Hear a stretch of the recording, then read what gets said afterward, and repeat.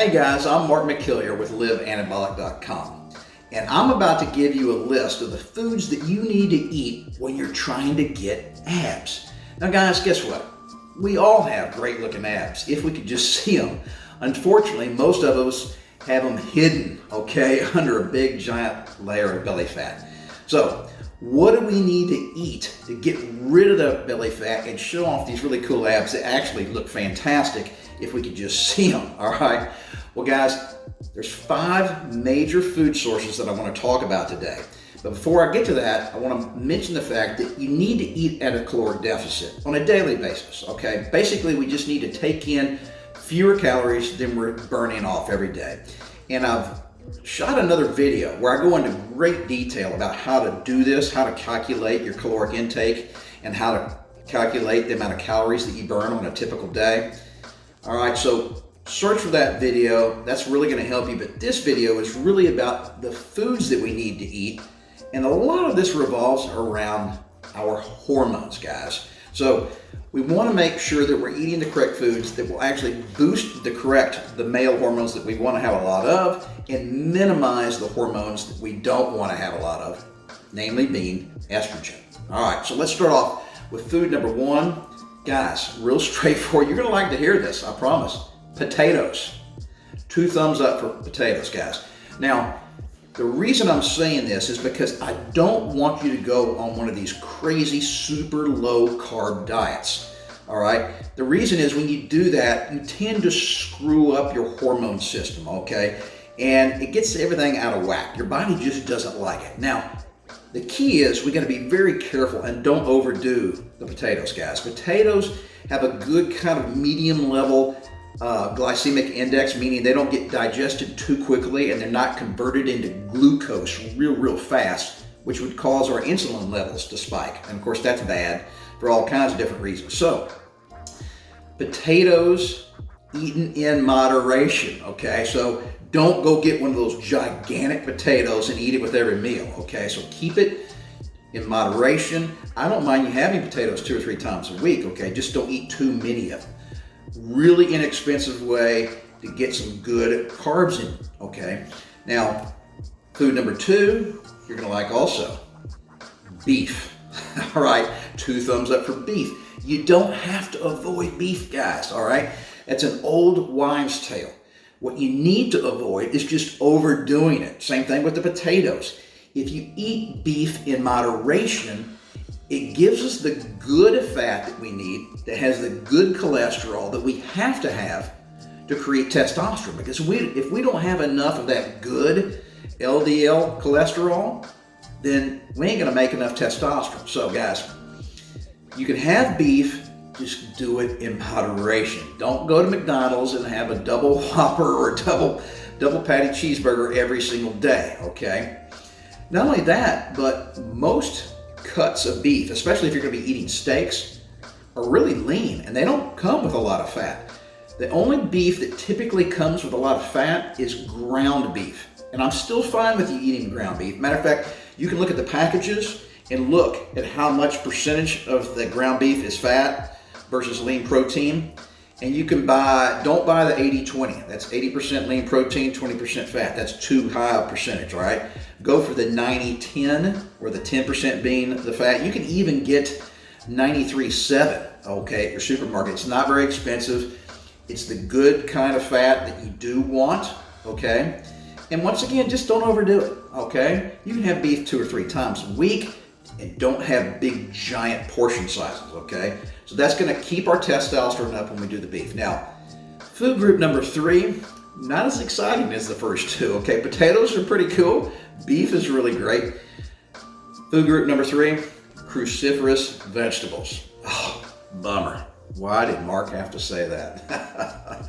Guys, it's not that bad, okay? Promise. So cruciferous vegetables are things like broccoli, cauliflower, Brussels sprouts, kale, cabbage, those kind of things. All right. Man, it sounds like we're having to eat our nasty vegetables. Well, yes, you have to eat your vegetables. And let me tell you why, guys. First of all those veggies that I just mentioned are incredibly low in carbohydrates and incredibly low in calories. So what does that mean? It means you can eat a ton of them and take in very few calories. So whereas before with potatoes and beef, I said keep it in moderation, guys. Okay, don't overdo it. More is not better with beef and potatoes. But cruciferous vegetables, more is better. Matter of fact, I don't know if you could even possibly overdo it, okay? I can't even imagine a scenario where you ate too many cruciferous vegetables on a daily or weekly basis. So, guys, these things have a ton of fiber in them, okay? So what does that mean? It makes you feel satiated or full. So you eat those and it helps prevent you from getting hunger cravings throughout the day, okay? And then in addition to that, guess what fiber does for us? It makes us poop. All right, love that, especially at our age. We all love to have a good BM, all right, every day, sometimes a couple times a day. Thumbs up for that. So, guys, cruciferous vegetables have a real low glycemic index, which means it takes them a long time to digest, which means our blood sugar doesn't skyrocket, which means our insulin levels don't go up. All of that is bad for our hormones when that happens. So, fantastic, guys. Potatoes help as long as we don't overdo it with our testosterone levels, okay? Beef also helps if we don't overdo it with our testosterone levels.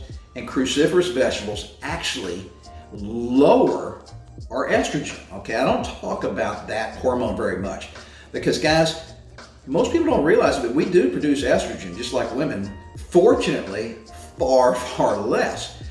But if we produce too much estrogen, guess what that does? It sends signals to our body to hold on to our fat stores, okay? And that's why women have such a hard time losing fat. So the higher our estrogen levels, the harder it is for our body to metabolize body fat. All right, guys, now that we got cruciferous vegetables behind us, we can move on to some more fun foods to eat. All right, number 4, guys, you're gonna like to hear this, eggs. I'm gonna give 2 thumbs up to eggs also. Now, guys, don't overdo the eggs. Let me explain.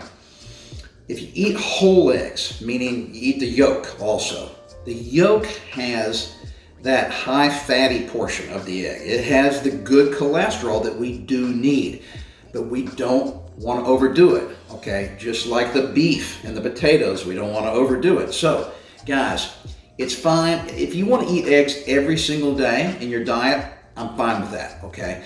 But if you're trying to lose weight, if that's your goal, remember we're trying to get rid of that belly fat so we can see those great looking abs hiding underneath there. I want you to minimize the number of yolks that you eat. So eat 1 yolk a day. And then if you want more eggs, just eat egg whites. Guys, the egg whites are real high in protein. It's easy to digest and it has basically no fat in them. It's just the egg white is pretty much 100% protein, whereas all the fat and the other carbs are located in those little yellow yolks. So eggs are a great way to get good sources of cholesterol that our body also needs to increase our production of testosterone. And then finally, number 5, it's another great food group that you guys are gonna like to eat. Man, there's actually tons of really good food that we can eat on a daily basis if we wanna lose fat and then chase after those great looking abs. Guys, you just have to know what they are. And just knowing ain't gonna get the job done. You gotta stick with it. You actually gotta implement this knowledge that I'm giving you, okay? All right, number 5. You're gonna love this, guys. There's tons of great lean protein sources that you can eat. Unlike beef, which is typically not real lean. I'm fine with a little beef, but these protein sources you can eat just tons of because there's almost no fat associated with it. Let's just start off with the real typical ones. Chicken breast, guys. Chicken breast is almost 100% protein, almost no carbs, almost no fat. That's why you see bodybuilders and people who are getting ready for a contest where they're trying to get down to crazy low body fat percentage like 4 and 5%. They eat almost exclusively chicken breast every single meal every day for weeks at a time. Trust me, I know I did it, okay, for one of my contests a few years ago. I felt like I was clucking like a chicken after about 4 weeks of eating that stuff. All right, so chicken breast is fantastic. You can eat that as much as you want, okay? Let me give you some other examples. And of course, we go back to egg whites, all right? So if you're craving eggs, but you feel like you've been getting too much fat in your diet, just stick with the egg whites. Shrimp is a great source of high protein and low fat. Fish, tuna fish, guys, just open a can of tuna fish. Now get the tuna fish that's packed in spring water. Don't get the tuna fish that's packed in oil. That oil it's packaged in is really high in fat, okay? Don't do that. So all the tuna fish you want to eat, guys, is fantastic. Matter of fact, pretty much any fish is really good for you. Almost all fish is high in protein and it has great omega-3s, which are good for your heart and all kinds of other hormones going on in our body. But make sure you cook the fish correctly. I mean, if you throw some really good lean fish in a deep fat fryer and eat fried fish, like fried catfish, basically you're totally defeating the purpose of eating the fish. So you can grill it, saute it, all this other kind of stuff is fine. Just no fried fish, guys. All right, so why am I telling you about all these great lean protein sources? Well, guess what? Less fat means far fewer calories, which means much easier to eat at a caloric deficit, which means much easier to lose those nasty love handles, guys, all right? Now, finally, the other thing I want you to know about all these lean protein sources that I'm discussing is they are great to eat after a workout. So after you're done working out, I mean, your muscle fibers have been broken down and your body is craving protein, amino acids. Okay, so protein is a source. When you break down protein inside your body, it converts it into amino acids, and then amino acids are what are used to help repair those muscle fibers. They're shuttled to the muscle fibers, okay, with insulin. So why do you want to eat these lean protein sources as opposed to a big fatty piece of beef, let's say? Because they digest quicker. So if fat takes a relatively long time to digest in our body, okay, it kind of hangs out down there for a while. So really, guys, you got an hour window after you work out where I want you to get a good source of protein into your body. Sometimes it might be a protein powder or a smoothie or something, but if it's going to be a meal, okay, I want you to eat some lean protein sources like I just discussed, but also combine that with some good quality carbohydrates. So why do I say that? Well, guess what? When you take in carbohydrates, okay, your body starts to digest those and it sends a signal, okay, that, you know, your blood sugar is starting to rise because it's converting those into glucose. And when your blood sugar goes up, your body produces more insulin, and insulin is used to grab onto those amino acids that we broke down from the protein, and it takes those amino acids in insulin like a little pickup truck, and it goes through your bloodstream and it goes to the muscle fibers and says, here you go, guys, here's the amino acids you need, you know, thank you. But too much insulin, of course, is bad because then it makes your blood sugar crash, and it's a real complicated thing. But guys, so lean protein sources are a great way to get some really much needed protein to our muscle fibers after a really good long workout. But be sure and combine that with some good sources of carbohydrates. All right, guys, let's kind of tie all this stuff together and wrap it up. So we all have fantastic ripped abs. The problem is most of us are hiding those ripped abs under a big layer of belly fat. So what do we do about it, guys? You can exercise and you can eat right. This video is about the 5 food sources that I want you guys to eat when you're trying to get those fantastic abs. All right, so we got potatoes in moderation. We got beef in moderation. Cruciferous vegetables, not moderation, as much as we can ever eat, okay? Then eggs, once again, moderation. And lean protein, we can eat tons of those lean protein sources I talked about. Now guys, remember this nutrition stuff I'm talking about, the stuff that we put in our mouths. It is one of the few things that we have in our life that we have total 100% control over. Guys, nobody is forcing you to eat food, okay, that you shouldn't be eating. You're making that decision.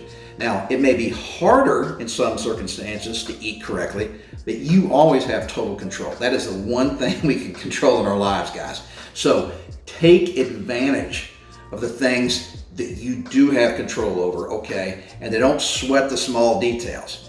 Finally, guys, check out these videos over here. We always are posting new videos for you guys, and there's tons and tons of fantastic content that has been on this YouTube channel for a long time. Go back and sift through some of those. And then finally, guys, if you like this, be sure and subscribe to this channel, man. I'm always coming up with new stuff. Gary is too. We got tons of information that you need to hear about if you want to get in shape and turn your life around. Be sure and like it, share it with your friends, post some comments below. And then finally, guys, remember, always stick with it and never give up on yourself.